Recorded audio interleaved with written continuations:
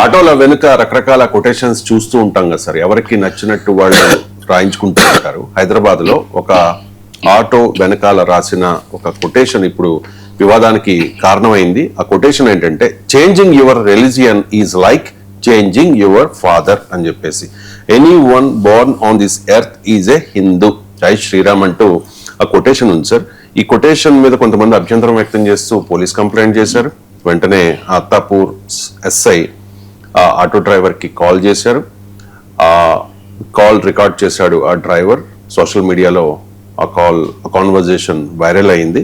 చాలా మంది సోషల్ మీడియాలో ఆటో డ్రైవర్ కి సపోర్ట్ గా కొంతమంది ఉంటే, అటువంటి కొటేషన్స్ రాయడం ఏంటి అని చెప్పేసి ఎస్ఐకి సపోర్ట్ గా కొంతమంది పోస్టులు పెడుతూ ఉన్నారు, కామెంట్స్ పెడుతూ ఉన్న పరిస్థితి. సో ఆ కాన్వర్జేషన్ ఒకసారి ప్లే చేయండి.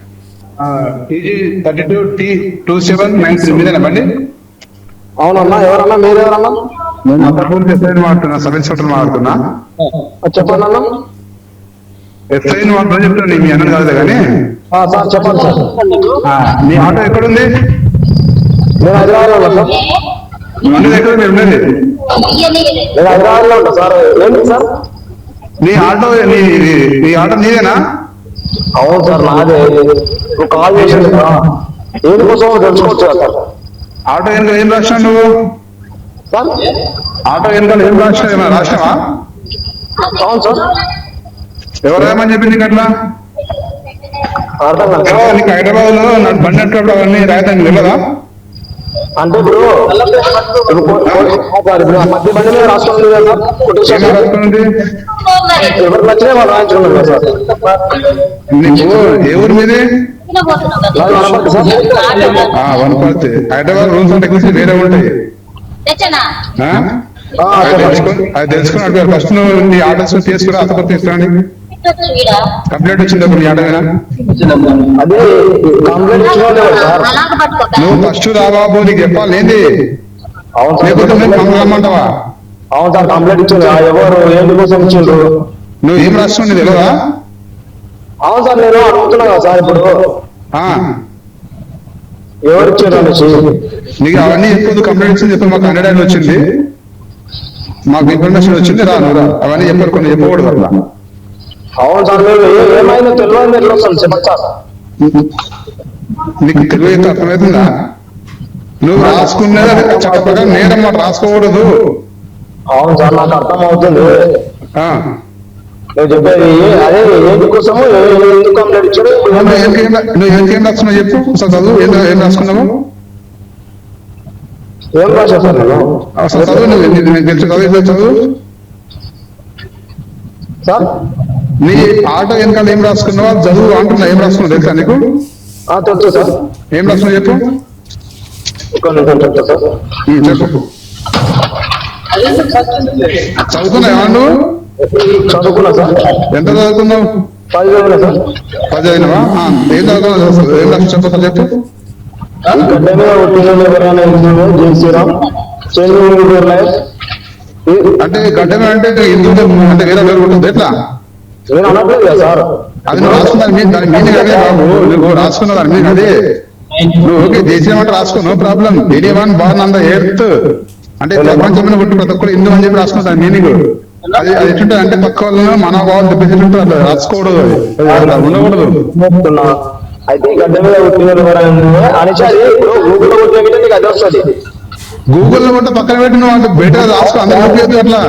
ఇప్పుడు గూగుల్లో కొట్టిన వస్తుంది. ఇప్పుడు గూగుల్ అందరికి తెలుస్తుంది. తమాషా చేస్తున్నావు ఏంటి? ఫస్ట్ బండి తీసుకొని గూగుల్ అని చెప్పి నువ్వు నాకు చెప్పాలి. గూగుల్ ఉన్నది, నువ్వు బయట రాసుకొని తిరగద్దు అది.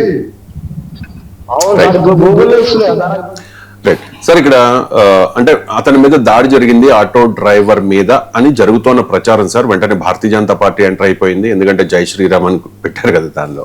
ఇప్పుడు రాజా సింగ్ సపోర్ట్ చేస్తూ ఉన్నారు ఆటో డ్రైవర్ కి మద్దతుగా. బండి సంజయ్ ఆ ఆటో డ్రైవర్ ని పిలిపించుకుని మరీ అభినందించారు కూడా. హిందూ సంఘాలు ఆటో డ్రైవర్ కి సపోర్ట్ చేస్తూ ఉన్నాయి. అంటే ఆ కొటేషన్ అభ్యంతరకరమైన సార్, ఎందుకంటే నువ్వు నీ మతాన్ని మార్చుకుంటే నువ్వు నీ తండ్రిని మార్చుకున్నట్టు అని చెప్పేసి. ఇప్పుడు ఫస్ట్ పాయింట్, ఒక సబ్ ఇన్స్పెక్టర్ నీ కేసు పెడితే దానికి ఒక ప్రాపర్ ప్రొసీజర్ ఉంటుంది. ఫోన్ చేసి ఒక పౌరుణ్ణి బెదిరించే రీతిలో మాట్లాడే హక్కు లేదు. అది మొదటి పాయింట్. ఎవరైనా కానివ్వండి, అన్న కూడా నీకు అన్నది కాదు సార్ అను. ఇప్పుడు రేపు ఒక ఎమ్మెల్యే రాసుకుంటాడు, రేపు బండి సంజయ్ రాసుకుంటాడు, నువ్వు ఫోన్ చేసి బండి సంజయ్ అడగలవా? అడిగే దమ్ము సో లేదు. అందువల్ల మన పౌరుడు ఎవరైనా ఒక పౌరుడే కదా, ఫస్ట్ పాయింట్. సెకండ్ పాయింట్ ఏంటి, ఏమీ రాసుకోకూడదు ట్రాఫిక్ వయలేషన్ అనుకోండి, అదొక డైమెన్షన్. ఎస్, కానీ అది నాకు తెలిసినంత వరకు ల్యాండ్ ఆర్డర్ పోలీస్ చూడరు, ట్రాఫిక్ పోలీస్ చూస్తారు అది. బట్ స్టిల్ ఏదైనా ఓకే అడగచ్చు, నువ్వు ఏది రాసుకోవద్దని. Yes. కానీ మరి అందరి విషయంలో అదే ఉండాలి కదా. ఎమ్మెల్యే అని రాసుకోరా, ఎమ్మెల్సీ అని రాసుకోరా, ప్రెస్ అని రాసుకోరా, అసలు పోలీస్ అని రాసుకుంటారు కదా పోలీస్ అని. Yes. రాసుకోకపోతే ఎవరు రాసుకోవద్దు. నేను రాసుకోవడానికి వ్యతిరేకం. ఇప్పుడు నేను ఎమ్మెల్యేగా ఉన్నప్పుడు ఎమ్మెల్సీగా ఉన్నప్పుడు రాసుకోవాలి, 8 ఏళ్ళు ఉన్నాను. ఇప్పటికి కూడా నేను మీడియాలో ఎప్పటి నుంచి ఉన్నాను, 40 ఏళ్ళు నుంచి ఉన్నాను. నేను ఫస్ట్ నా క్యారీర్ డక్కన్ కార్యకర్తలతో మొదలైంది. తర్వాత టైమ్స్ ఆఫ్ ఇండియాలో పనిచేసాను, టైమ్స్ ఆఫ్ ఇండియా గ్రూప్లో, అన్స్ ఇండియా పత్రిక 3 ఏళ్ళు ఎడిటర్గా ఉన్నాను, ఓ ఛానల్కి ఎడిటర్ ఇన్ చీఫ్గా ఉన్నాను. ఎన్నడూ కూడా నేను ప్రెస్ అని రాసుకోలేదు. నా ప్రిన్సిపల్ అది, నేను రాసుకోలేదు. మీకు ఈవెన్ బ్లాక్ ఫిలమెంట్ ఉన్నప్పుడు అది తీసేయాలని రూల్స్ వస్తే మా ఎమ్మెల్యేలు ఎవరు తీయలే, ఎమ్మెల్యేలు ఎమ్మెల్యే క్వార్టర్స్ ఉండేవాడిని.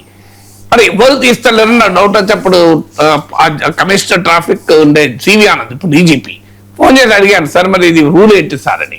అంటే రూల్ అయితే తీయాలంటే ఎవరైనా అన్నాడు. అంటే వెంటనే తీసేయించాను. సో మీరు రూల్ ఫాలో అయితే ఏది రాసుకోకూడదు వెనకాల. నిజం, అది మంచి ట్రాఫిక్ రూల్. ఎందుకంటే అది వెనకాల ఉండేవారు ఈ దృష్టిని మరలుస్తుంది. ఇప్పుడు ఒక్కసారి మీరు వెనకాల ఒక కొటేషన్ ఉంది, లేదా ఒక పేరు ఉంది, ఏదైనా ఉందనుకోండి, వెనకాల బండి మీద పోయేవారు దానిపైన ఆటోమేటిక్గా దృష్టి పెడుతుంది. దృష్టి పడే వరకు యాక్సిడెంట్లు అయ్యే ప్రమాదం ఉంటుంది. అందువల్ల ట్రాఫిక్ రూల్స్ వయలేషన్ ఉంటే లెట్ ఇట్ బి యూనిఫామ్. మీకు ఎవరికైతే స్టాట్యుటరీగా హక్కు ఉందో, పోలీస్కి ఉందేమో నాకు తెలియదు, మీకు ఎవరికైతే స్టాట్యుటరీగా హక్కు ఉందో వాళ్ళు రాసుకునేయండి. స్టాట్యుటరీ హక్కు లేని వాళ్ళు ఎవరూ రాయకూడదని కండిషన్ పెట్టండి. కానీ జై శ్రీరామ్ అని రాసిన వాళ్ళకి మాత్రమే ఆ రూల్ ఉంటుంది, ఎమ్మెల్యే అని రాసుకున్న వాళ్ళకి ఆ రూల్ ఉండదు అంటే అది కరెక్ట్ కాదు. ఇక మూడవది, జై శ్రీరామ్ అని రాసుకోవడం తప్పు కాదు. భూమి మీద ఇప్పుడైనా ఆ చేంజింగ్ రిలీజన్ అన్న దానికి కూడా అబ్జెక్షన్ కాదు సబ్ ఇన్స్పెక్టర్ది. భూమి పైన పుట్టిన ప్రతి ఒక్కడు హిందువే అన్నాడు ఆయన. నేను మీకే అభ్యంతరం దానికి. ఆర్ఎస్ఎస్ చీఫ్ సర్సంఘ్ చాలక్ మోహన్ భగవత్ అన్నాడు కదా, భారతదేశ గడ్డ పైన పుట్టిన ప్రతి ఒక్కరు హిందువే అని. ఇప్పుడు ప్రపంచం సర్వమానవాళిని మేము హిందువులుగానే గుర్తిస్తామంటే అభ్యంతరం ఏంటి దానికేమి? సో హిందువు అయితేనే భారతీయుడు అని పెట్టాడు అనుకోండి, అదన్నా కాస్త అభ్యంతరకరం అవుతుంది. కానీ భూమి మీద పుట్టిన ప్రతి ఒక్కడు హిందువు అని పెట్టుకుంటే తప్పేంటి? నాకు నిజంగా అర్థం కాని అంశం. అయినా రిలీజియన్ ప్రాపగేషన్ హక్కు లేదా? భారత రాజ్యాంగం ఇచ్చింది కదా, మతాన్ని విశ్వసించి ఆచరించి ప్రచారం చేసుకునే హక్కు ప్రతి పౌరుడికి ఉంది కదా.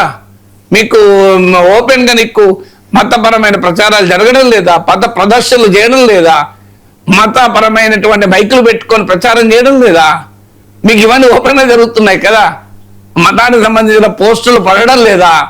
మీకు ఒక ఆటో వెనకాల మత ప్రచారం చేస్తే తప్పైతే ఇవన్నీ తప్పైతాయి కదా.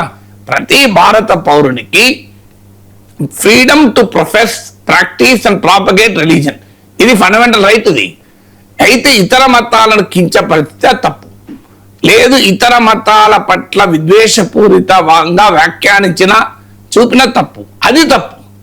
ఇక్కడ మీకు నా భూమి మీద పుట్టిన ప్రతి ఒక్కడు నా మతమే రాసుకున్నాడు ఆయన, మీకెందుకు అభ్యంతరం? దానివల్ల ఎవరికైనా ఎక్కడైనా ఏమైనా జరిగిందా?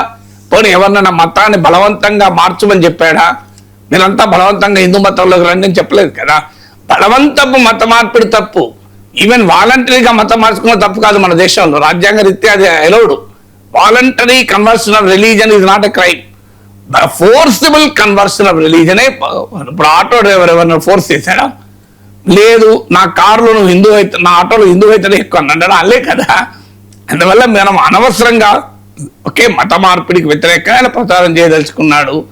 బలవంత మత మార్పిడిలు నేరము, స్వచ్ఛందంగా మత మార్పిడి నేరం కాదు. అయినా ఆయన అభిప్రాయం ఆయన చెప్పుకుంటే మధ్యలో పోలీస్ సెంటర్ కావాలి, ఎవరో కేసు పెడితే ఆయన పిలిచి ఏంద్రబాయ్ ఎందుకు అన్యాయంగా అనవసరంగా ఇష్యూ చేస్తా ఉన్నారు. పోనీ దీనివల్ల ఎవరైనా ఎక్కడైనా ఘర్షణ పడ్డని చూశారా? జరగలేదు కదా. అలాంటప్పుడు మనం అనవసరంగా ప్రతిదాన్ని వివాదం చేసి అతిగా స్పందించడం అనేది కూడా మంచిది కాదు. సమాజంలో నిజంగానే ఎక్కడన్నా మత సామరస్యం దెబ్బతింటే, మత విద్వేషాలు రెచ్చగొడితే ఇతర మతస్థులు కించపరిస్తే అలాంటి వాటిని మనం ఖచ్చితంగా అంగీకరించకూడదు. లేదు మొరాలిటీ లేదు, ఇతర రెండు మతాల మధ్య సామరస్యాన్ని దెబ్బతీస్తే ఎవరైనా తన అభిప్రాయాన్ని భూమి మీద పుట్టిన ప్రతి ఒక్కడు హిందువే అంటే మంచిదే కదా, సంతోషమే కదా. అందరు హిందువులు అయితే పంచాయతీ లేదు కదా.